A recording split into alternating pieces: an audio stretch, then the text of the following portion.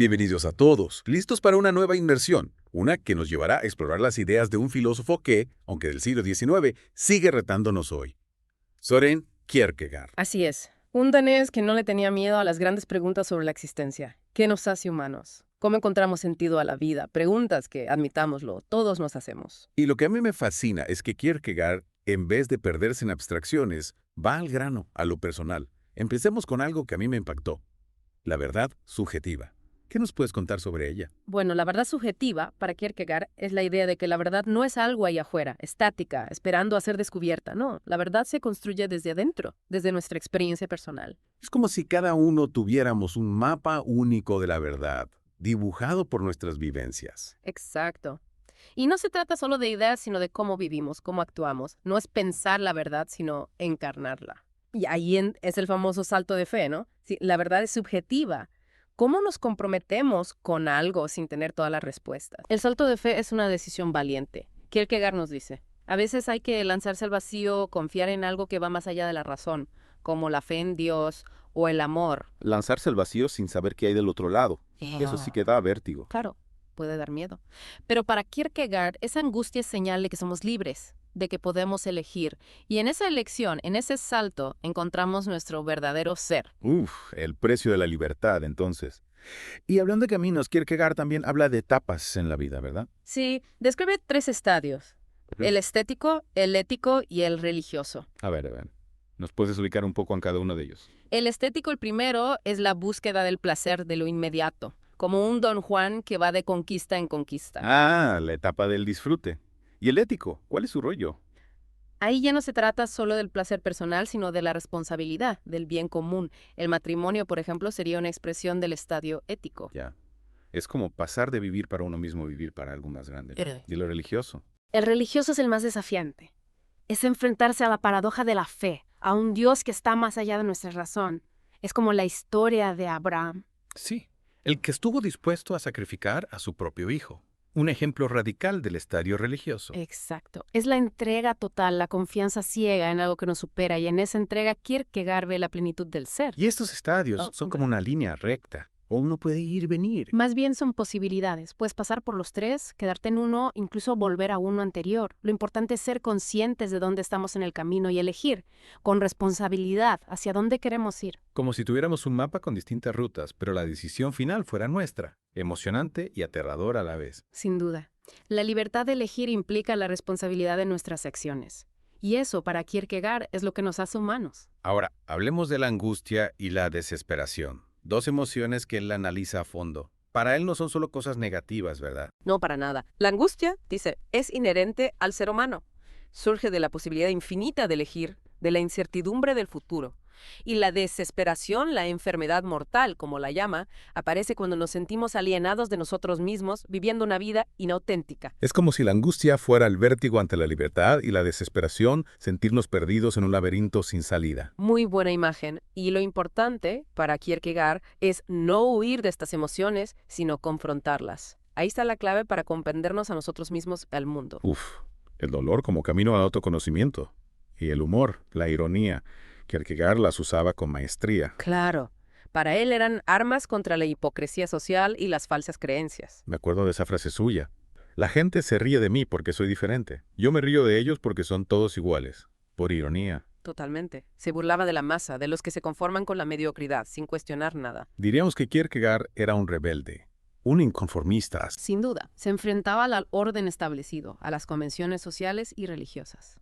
Y esa actitud lo hace muy relevante hoy en día. Sí, en un mundo que nos empuja a seguir la corriente, él nos recuerda la importancia de ser auténticos, de pensar por nosotros mismos. Y hablando de originalidad, no podemos olvidar su uso de seudónimos. ¿Por qué crees que escribía con nombres falsos? Para protegerse de las críticas, un juego literario. Más bien una estrategia para explorar distintas perspectivas, dar voz a personajes con diferentes formas de pensar. Como si cada seudónimo fuera una máscara para mostrar una faceta diferente de su pensamiento. Exacto. Y así nos obliga a estar más atentos como lectores, a no dar nada por sentado. Nos reta a descifrar su mensaje, a descubrir la verdad entre líneas. Y en ese proceso de búsqueda activa está la clave de la comprensión. Qué interesante. Hoy hemos navegado por un montón de ideas. La verdad subjetiva, el salto de fe, los estadios de la vida, angustia, la ironía, los seudónimos. Todo un viaje por la mente de Kierkegaard. Y aún queda mucho por explorar. En la próxima parte nos adentraremos en su crítica al orden establecido y veremos cómo sus ideas nos ayudan a vivir una vida más auténtica en el mundo de hoy. No se lo pierdan. Y retomando nuestro viaje por las ideas de Kierkegaard, no podemos dejar de lado su crítica al orden establecido. Sí, era un verdadero dolor de cabeza para las instituciones de su época, siempre cuestionando, desafiando las normas.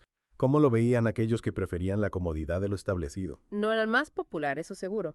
Para Kierkegaard, el orden establecido era una fuerza que buscaba homogeneizar, crear copias idénticas, borrando la individualidad. Y eso me suena, ¿eh? Hoy también vemos esa presión por encajar, por consumir lo que nos dicen que está de moda, como si todos tuviéramos que pensar igual. De eso nos advertía Kierkegaard, del riesgo de convertirnos en autómatas sin pensamiento propio.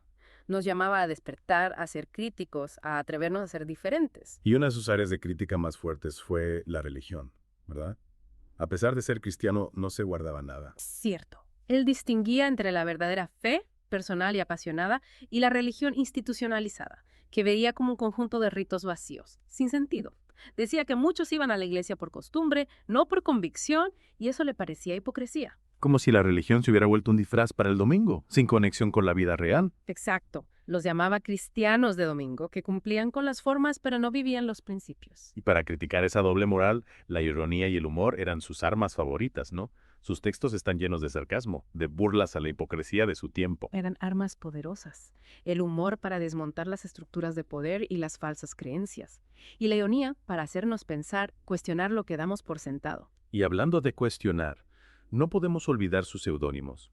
¿Por qué escribir bajo nombres falsos? Miedo a las críticas. No creo que fuera solo eso. Los seudónimos le permitían explorar diferentes perspectivas, dar voz a distintos personajes con sus propias formas de pensar. Cada seudónimo, una máscara para mostrar otra faceta de su pensamiento. Exacto. Y así nos obliga a estar más atentos como lectores, a no tragarnos todo sin más. Nos lanza un desafío.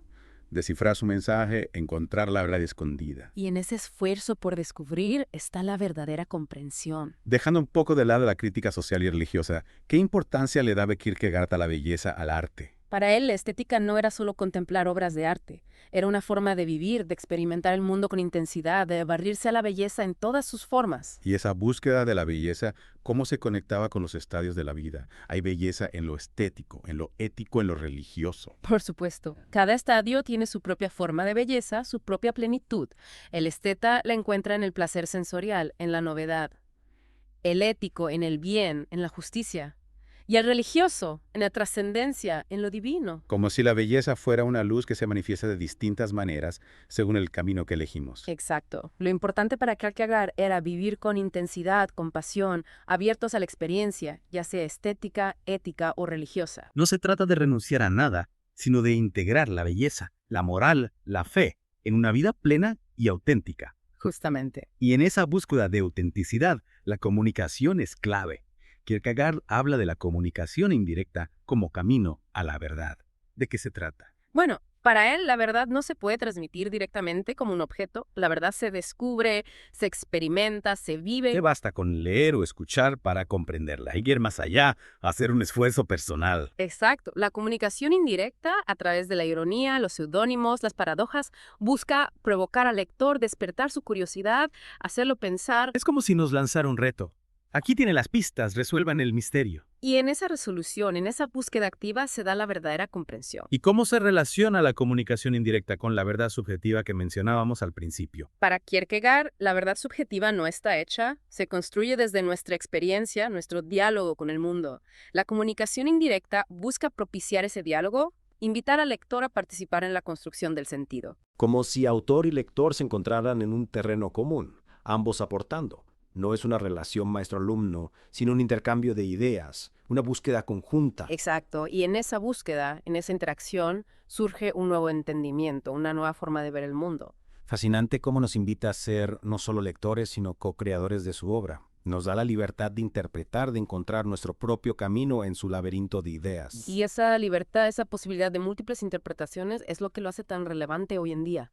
Kierkegaard no da respuestas definitivas, sino que nos plantea preguntas, nos desafía a pensar, a construir nuestra propia verdad. Como si nos dijera, No se conformen, busquen su propia voz, su propia forma de ser en el mundo. Y para seguir profundizando en el laberinto de ideas de Kierkegaard, hoy vamos a explorar un concepto que a primera vista parece contradictorio: la repetición. Sí, porque uno normalmente asocia la repetición con algo aburrido, ¿no? Algo monótono, como un disco rayado que se repite sin cesar. Ahí está la genialidad de Kierkegaard. Él le da la vuelta a esa idea.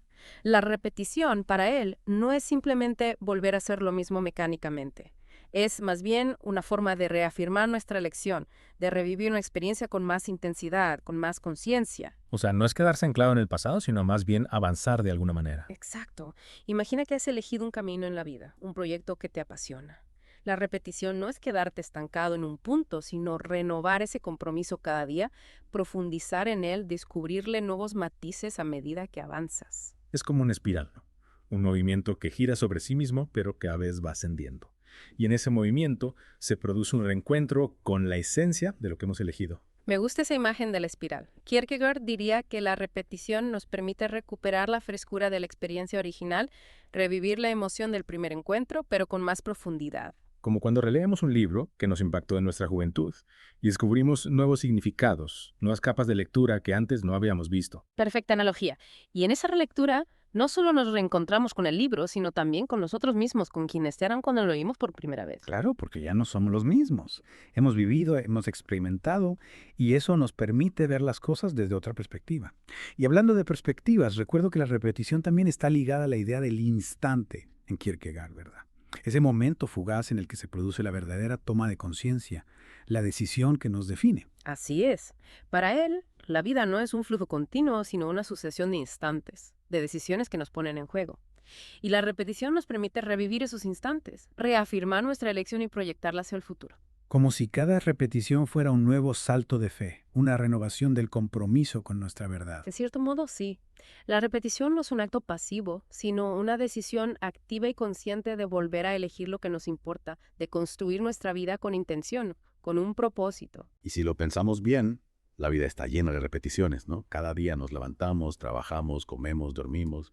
¿Cómo podemos aplicar la idea de Kierkegaard a lo cotidiano? Nos diría, presten atención a esos momentos repetitivos, no los vivan en automático. Busquen en ellos la conciencia, la posibilidad de una nueva elección. Es decir, que en lugar de ver la rutina como algo negativo, la podemos convertir en una oportunidad para crecer, para profundizar. Exactamente. La repetición en el sentido de Kierkegaard nos invita a vivir con intensidad, a estar presentes en cada instante, a elegir nuestro camino una y otra vez. Y esa elección consciente, esa reafirmación de nuestra verdad, es lo que nos permite construir una vida auténtica, una vida con sentido. Sin duda, la repetición es, en última instancia, una forma de resistencia al orden establecido. Es una afirmación de nuestra libertad, de nuestra individualidad. Una idea inspiradora. Kierkegaard nos muestra que incluso en la monotonía podemos encontrar una posibilidad de transformación, de renacer constantemente. Y con esa idea llegamos al final de nuestra inmersión en el pensamiento de Søren Kierkegaard. Esperamos que este viaje les haya dejado nuevas preguntas, inquietudes y sobre todo el deseo de seguir explorando las profundidades de la existencia humana. Recuerden, la filosofía no es solo un conjunto de ideas abstractas, es una invitación a vivir con más conciencia, a cuestionar nuestras creencias, a buscar nuestra propia verdad. Hasta la próxima.